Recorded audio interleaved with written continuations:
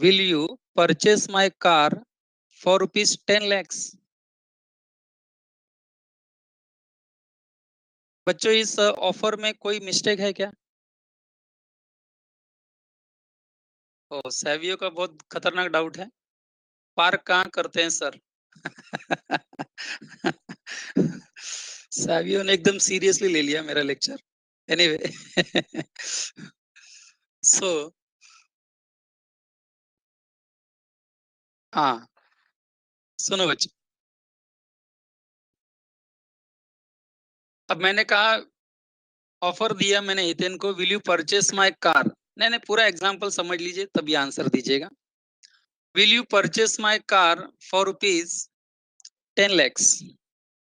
तो हितेन ने क्या सोचा देखिए बच्चों, see the technical point involve. Hiten ने सोचा कि गिरीश सर मुझे बस कार बेचने की ऑफर दे रहे हैं, ऐसा हितेन ने सोचा कि सर 10 लाख में रोल्स रॉयस कार बेच रहे हैं, एंड हितेन ने इमीडिएटली मेरा ऑफर एक्सेप्ट कर लिया। इसका मतलब बच्चों क्या हो गया? मैंने ऑफर दिया, हितेन ने मेरा ऑफर एक्सेप्ट कर लिया। एग्रीमेंट हुआ कि नहीं? हुआ एग्रीमेंट। लेकिन हितेन का ये सोचना कि गिरीश सर ने रोल्स रॉयस कार का ऑफर दिया है, जबकि गिरीश सर ने मर्सिडीज कार के बारे में बोला था। See the point. अब इसमें देखो एग्रीमेंट हो गया है, गिरीश एंड हितेन के बीच में एग्रीमेंट हो गया है। लेकिन क्या गिरीश एंड हितेन का कंसेंट है? क्या दोनों एक जैसा ही सोच रहे हैं? आंसर दो। नहीं, बात समझिए बच्चों, एग्रीमेंट हो गया, मैंने ऑफर दिया, हितेन ने एक्सेप्ट कर लिया। लेकिन मिस्टेक ये था कि हितेन सोच रहा था कि रोल्स रॉयस कार बेचने के गिरीश सर मुझे ऑफर दे रहे हैं, जबकि गिरीश सर ने मर्सिडीज कार बेचने का ऑफर दिया था। तो इसका मतलब दो पार्टियों के बीच में कंसेंट नहीं है, एंड जब कंसेंट नहीं है तो कॉन्ट्रैक्ट होने का कोई यहाँ पर बच्चों आइडिया नहीं आता है सामने। इनडायरेक्टली यहाँ कोई कॉन्ट्रैक्ट बना ही नहीं। जब कॉन्ट्रैक्ट बना ही नहीं तो इन्फोर्स हो सकता है क्या? ओके। 10 लाख लेकर हितेन आया एंड कहा कि गिरी सर कार दे दो। मैंने कहा ले जाओ Mercedes.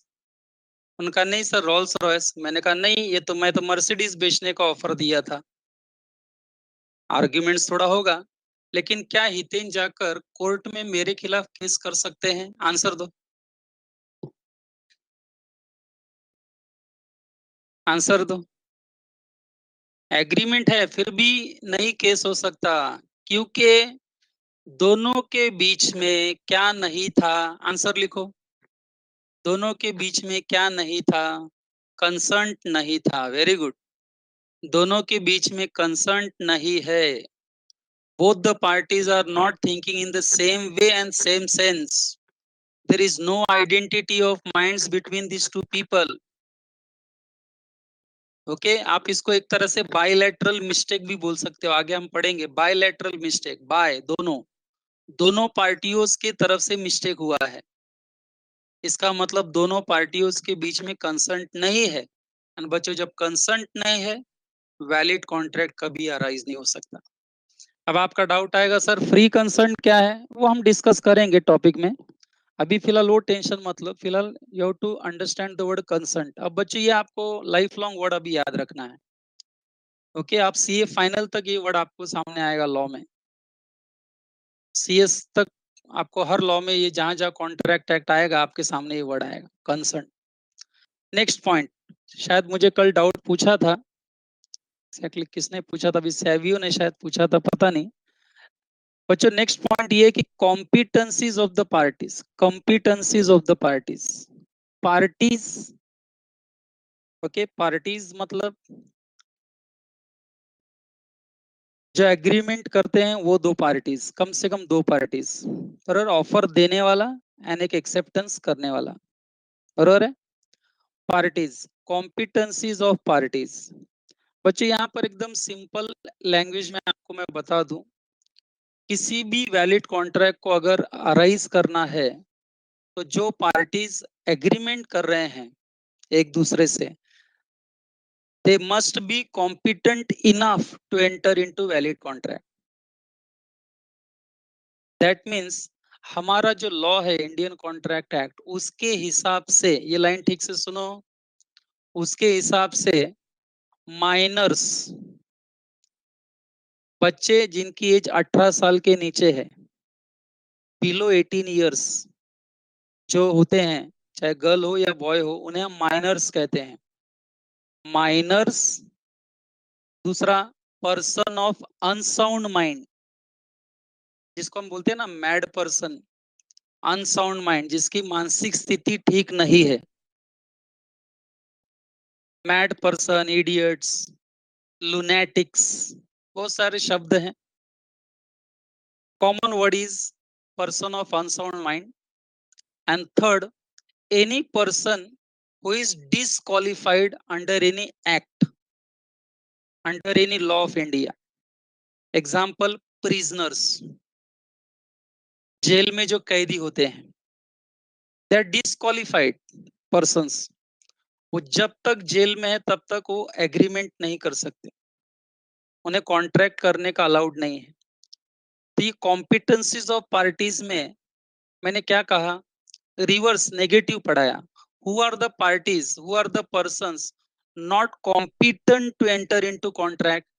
Who are the three persons? Answer है one, minors, second person of unsound mind. Person of unsound mind में मैंने कहा बच्चों कि जिनकी मानसिक स्थिति ठीक नहीं है, मैड पर्सन्स, इडियट पर्सन जिसको हम कहते हैं, लुनेटिक्स। इसमें ड्रंकर्ड पर्सन्स भी आ गया, the persons who are under the impression of liquor, है ना, वो एक बोतल ले लेते हैं, पूरा वसई के राजा हो जाते हैं। ऐसे लोग को भी कॉन्ट्रैक्ट करने को अलाउड नहीं, क्योंकि उनकी मानसिक स्थिति उस वक्त ठीक नहीं है। अगर वो कॉन्ट्रैक्ट कर भी ले तो उस कॉन्ट्रैक्ट का फ्यूचर इम्पैक्ट क्या होगा ये उनको समझ में नहीं आता है। अभी आप लोग भी सोच रहे होंगे, बहुत सारे माइनर ही होंगे, आप लोग भी यही सोच रहे होंगे कि बच्चों को कॉन्ट्रैक्ट करने से क्यों रोका जाता है, बच्चे लोग तो बहुत समझदार होते हैं। तो आंसर है कि बात सही है, आप जो बच्चे एग्रीमेंट करेंगे, कॉन्ट्रैक्ट करेंगे, फिलहाल वो कॉन्ट्रैक्ट का समझ तो है आपको कि आप क्या कर रहे हो, लेकिन उसका फ्यूचर इम्पैक्ट क्या होगा इसकी आपको अभी समझ नहीं है। पेरेंट्स देखो ना, कभी कभी बोलते हैं कि तुमने अभी जिंदगी देखी नहीं, क्योंकि अभी आपकी एज बहुत कम है, अभी और बहुत सारी जिंदगी आपको देखनी है आगे, बहुत सारा एक्सपीरियंस आप गेन करोगे। इसलिए आप एग्रीमेंट जो करो उसका फ्यूचर इम्पैक्ट आपको पता नहीं होता है, आपको पता नहीं चलता है। इसलिए हमारे पेरेंट्स देखो बहुत सारी चीजें हमें करने से रोकते हैं, और हमें उसका गुस्सा आता है। गुस्सा नहीं आना चाहिए बच्चों, हमारे भलाई के लिए करते हैं, क्योंकि उन्हें मालूम है कि आप अभी फिलहाल जो कर रहे हो उसका फ्यूचर इम्पैक्ट क्या होगा, वो आप नहीं समझ रहे हो लेकिन उनको समझ है। थोड़ा आउट ऑफ ट्रैक बात कर रहा हूँ अभी, okay, but anyway, so minor, कौन से तीन पर्सन्स के मैंने नाम लिए, minor, person of unsound mind, and any person who is disqualified person, let us call as disqualified person. जैसे कि आपने SYJC लेवल पर पढ़ा होगा कि ड्रॉई इंसॉल्वेंट बन जाता है। अभी इंसॉल्वेंट क्या है बच्चों? जब तक डेटर इंसॉल्वेंट है तब तक उसको कॉन्ट्रैक्ट करने की परमिशन नहीं है। इसका मतलब इंसॉल्वेंट पर्सन को हम बोल सकते हैं डिसक्वालिफाइड पर्सन। हाँ, फ्यूचर में अगर उसने अपने सारे डेब्ट्स क्लियर कर दिए तो उसकी इंसॉल्वेंसी खत्म हो जाएगी, सॉल्वेंट पर्सन हो जाएगा, फिर वो कॉन्ट्रैक्ट वापस कर सकता है। लेकिन जब तक इंसॉल्वेंसी की टैग उसके साथ चल रही है तब तक वो डिसक्वालिफाइड पर्सन है, एंड डिसक्वालिफाइड पर्सन को कॉन्ट्रैक्ट करने के अलाउड नहीं है। तो एक बात बताइए मुझे अभी आप, मैं 2 मिनट रुकूंगा, आप लिखेंगे लिटरली आंसर। अब आपको पॉजिटिव आंसर देना है। Who are the parties competent to enter into contract? 2-3 minute ले लो, लिखो, लेकिन टाइप करो चलेगा। Who are the parties who are competent to enter into contract, valid contract? 3 answer आएंगे बच्चों।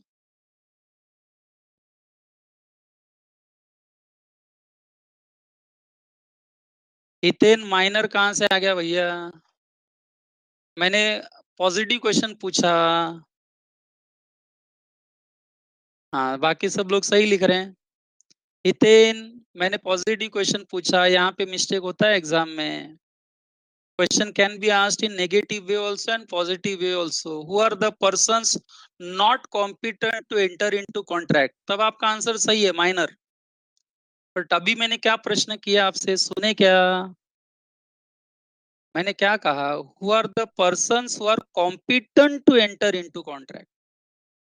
बाकी सब सही लिख रहे। नॉर्मल पर्सन्स की बजाय better use the law language, person of sound mind, person of sound mind. Yes, I think Savio ने एकदम क्लियर कट आंसर लिखा है, तीनों आंसर। जो मेजर हो, साउंड माइंड का हो, एंड डिसक्वालिफाइड पर्सन ना हो।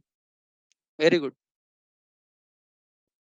Yes, Bhavika, solvent person. Okay, yes yes yes yes yes, you are right, you are right. Okay, rational. Okay,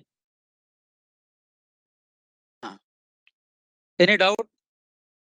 ये जो कॉम्पिटेंसीज ऑफ पार्टीज वर्ड आता है, ये जब भी आपके सामने आएगा, कॉम्पिटेंसीज ऑफ द पार्टीज, तो बच्चों इमीडिएटली आपके माइंड में नेगेटिव वे से क्या आएगा? Minor, person of unsound mind, and person disqualified under any act of India. And positive way बोले तो मेजर, जिसने 18 साल या उसके ऊपर के जो एज के हैं, साउंड माइंड के हैं।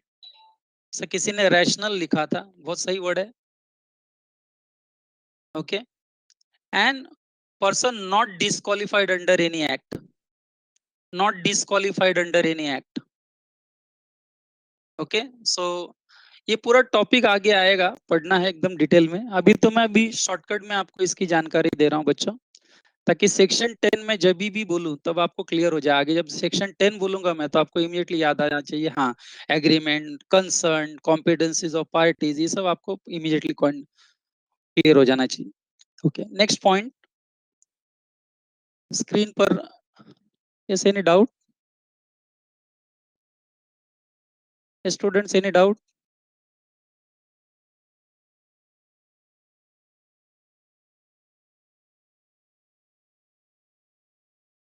नहीं क्लियर हो रहा है तो आप क्लियर कट पूछे। हाँ बच्चों, मैं I am ready to explain again, क्योंकि लॉ है, मुझे मालूम है नया लैंग्वेज है आपके लिए, थोड़ा समझने में शुरुआत में मुश्किल होता है।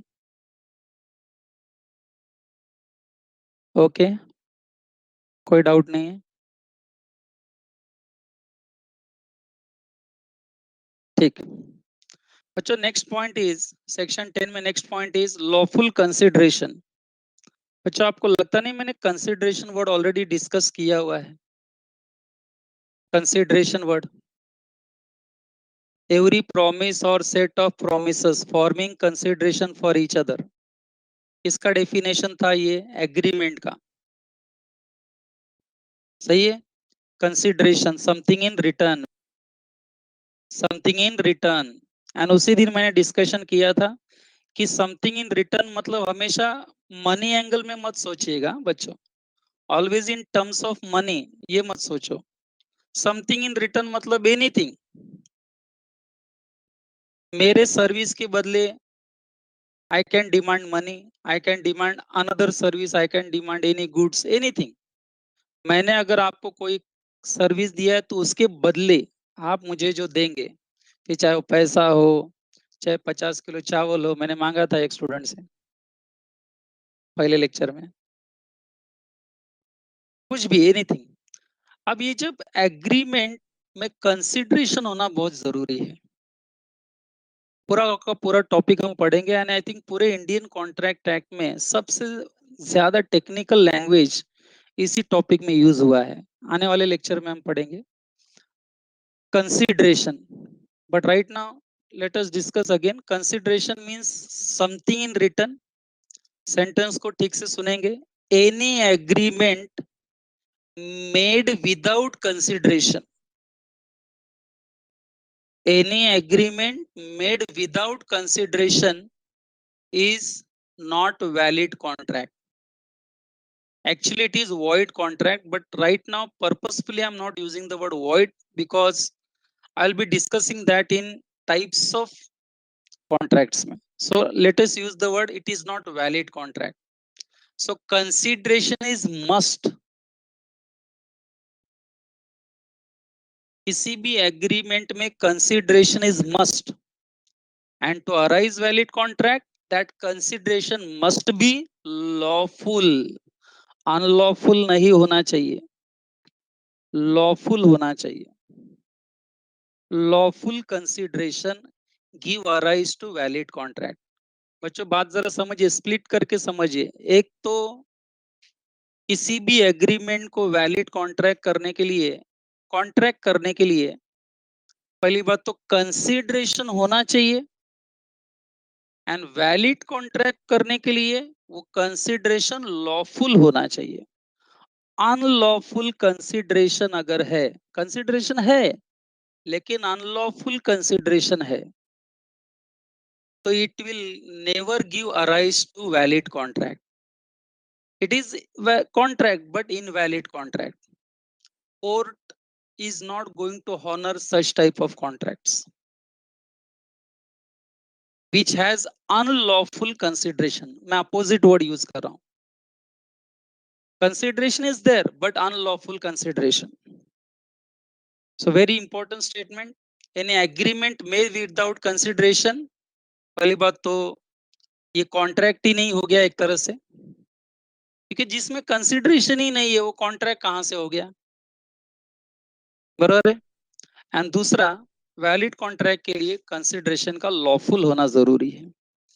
अब बहुत सारे स्टूडेंट्स को डाउट आ गया होगा कि सर लॉफुल कंसिडरेशन मतलब, लॉफुल मतलब आप समझ ही गए होंगे कि जिसको हमारी गवर्नमेंट कानूनन एक कंसिडरेशन मांग बोलती है. सर बच्चों में मेरे क्लासेस में A1 क्लासेस में मैं टीचिंग कर रहा हूँ, तो ये जो मैं मेहनत कर रहा हूँ पढ़ाई इसके के लिए बदले मेहनत तो सब करते हैं, लेकिन स्मार्ट स्टडी कौन करता है? प्री एग्जाम ऐप के साथ बनाइए अपनी तैयारी super smart. Pre exam app देता है वाइड रेंज के एग्जाम्स की तैयारी, जैसे JEE, NEET, CAT, CA foundation, CS सीट, banking, railway, SSC, MBA entrance, SYJC, com, TYB com और भी बहुत कुछ. Chapter wise tests and mock tests, detailed performance analysis, और अब तैयारी होगी एकदम परफेक्ट. कहीं भी कभी भी पढ़ाई करें. और एक विशाल क्वेश्चन बैंक आपकी तैयारी को बनाए आसान. इंस्टेंट इवैल्यूएशन से तुरंत जानिए अपनी परफॉर्मेंस और पाएं पर्सनलाइज्ड फीडबैक. तो अब देरी किस बात की? प्री एग्जाम ऐप डाउनलोड करें और अपने नाम से रजिस्टर्ड करें और एक विशाल क्वेश्चन बैंक बिल्कुल फ्री और अपनी सफलता की कहानी लिखें. लिंक डिस्क्रिप्शन में है. प्री एग्जाम ऐप स्मार्ट तैयारी का साथी. इसके बदले A1 क्लासेस मुझे फी देगा. तो आपको क्या लगता है ये जो कंसिडरेशन मुझे मिला ये लॉफुल है कि अनलॉफुल? लिखिए, लीगल है कि इलीगल? लीगल इलीगल मत यूज करिए, लॉफुल अनलॉफुल.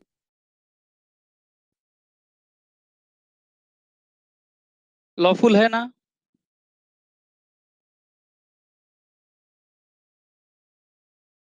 यस, लॉफुल है बच्चों. इसमें आपको अनलॉफुल क्या नजर आया? कोई अनलॉफुल नजर नहीं आया. बरोबर है. लेकिन अभी दूसरा एग्जाम्पल सुनिए. ओके, फॉर एग्जाम्पल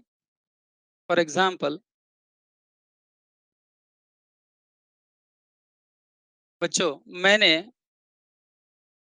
मुझे A1 क्लासेस ने क्या कहा कि आप सुबह 9 बजे से आके 6 बजे तक लेक्चर देना, हम आपको आपका फी देंगे.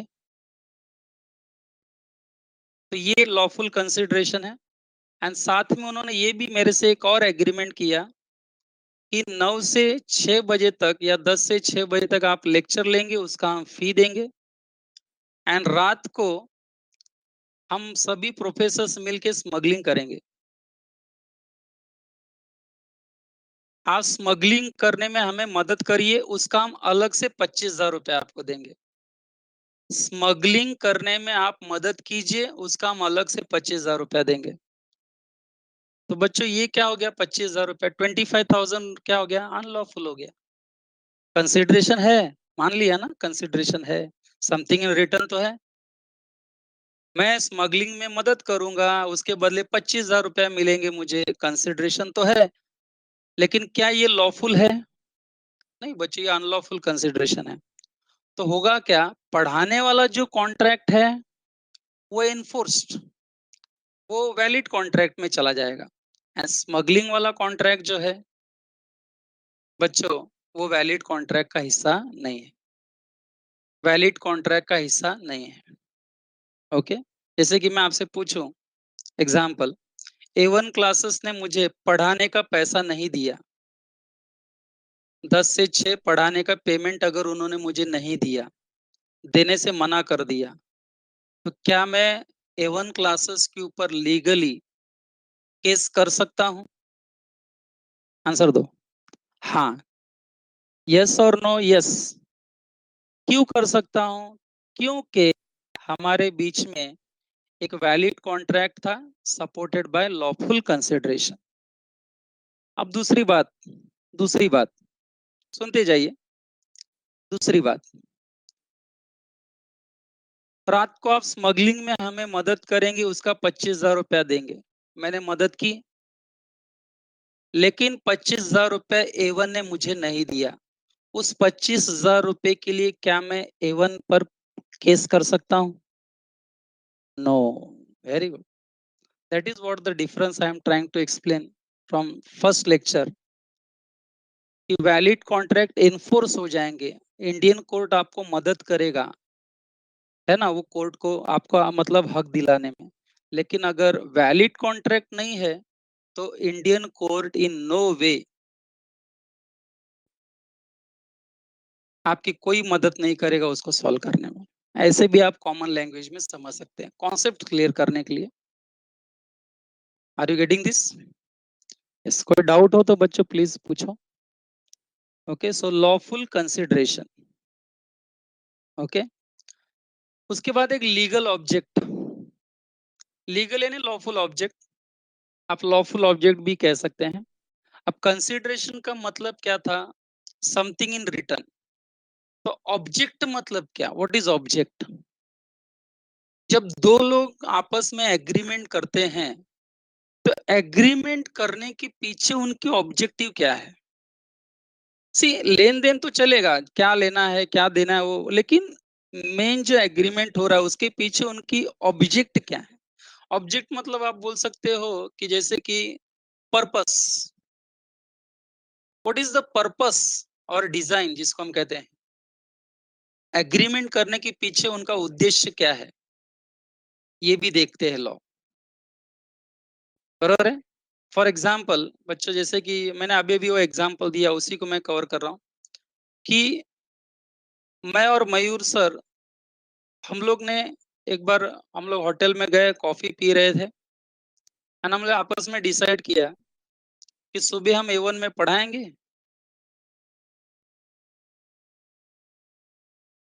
एंड रात को हम लोग क्या करेंगे, चोरी वगैरह करेंगे, स्मगलिंग करेंगे। स्मगलिंग से जो हमको पैसा मिलेगा वो हम 50-50% डिवाइड करेंगे। प्रॉफिट शेयरिंग रेशियो भी डिसाइड हो गया बच्चों, 50-50। बरोबर है?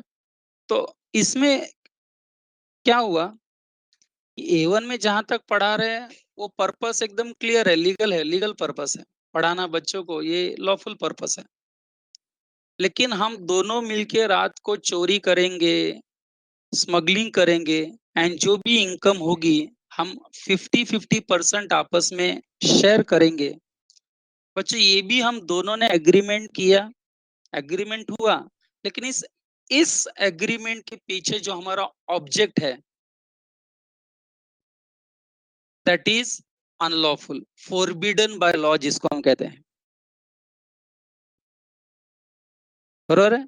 हमने जिस पर्पस से एग्रीमेंट किया तो पर्पस ही हमारा गलत हो गया, ट्राई टू अंडरस्टैंड, पर्पस ही गलत हो गया। मैंने इन्हीं मयूर सर को कहा था स्टार काउंट करो कितने हैं, मैं आपको ये 10 करोड़ रुपया दूंगा। तो यहाँ पर पर्पस गलत नहीं है, performance is impossible, try to get this point. But अभी जो मैंने कहा contract to commit crimes, very important statement बच्चों मैं यूज कर रहा हूँ। Any agreement to commit crimes या any contract to commit crimes is not treated as valid contract. The reason this contract has unlawful object. This contract has unlawful object. Unlawful object. So consideration means something in return. Consideration means something in return. An object मतलब purpose. किस उद्देश्य से आपने agreement किया, वो उद्देश्य अगर lawful है तो कॉन्ट्रैक्ट वैलिड है, अनलॉफुल है तो कॉन्ट्रैक्ट वैलिड नहीं है। बच्चों I am waiting for the doubts, any doubts?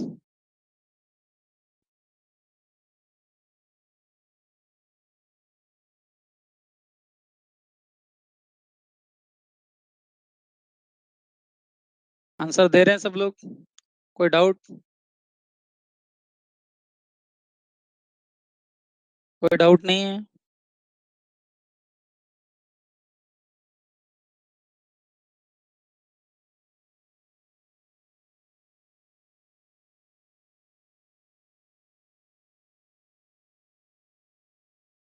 हाँ,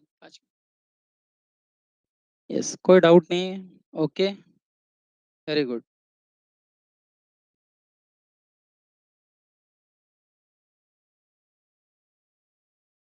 ओके, एंड लास्ट पॉइंट बच्चों, सेक्शन 10 का जो लास्ट पॉइंट आप देख रहे हो स्क्रीन पर, not expressly declare to be void.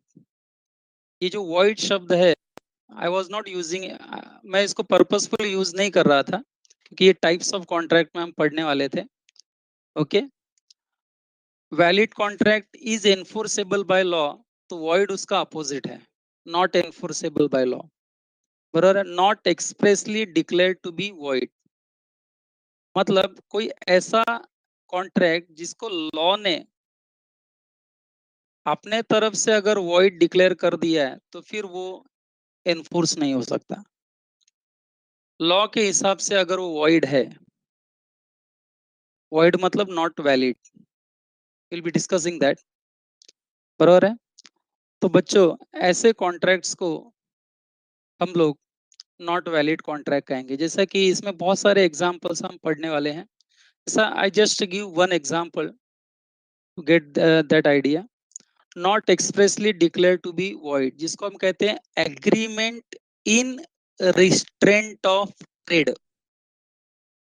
के बिजनेस से ही रिलेटेड है। An agreement in restraint of trade,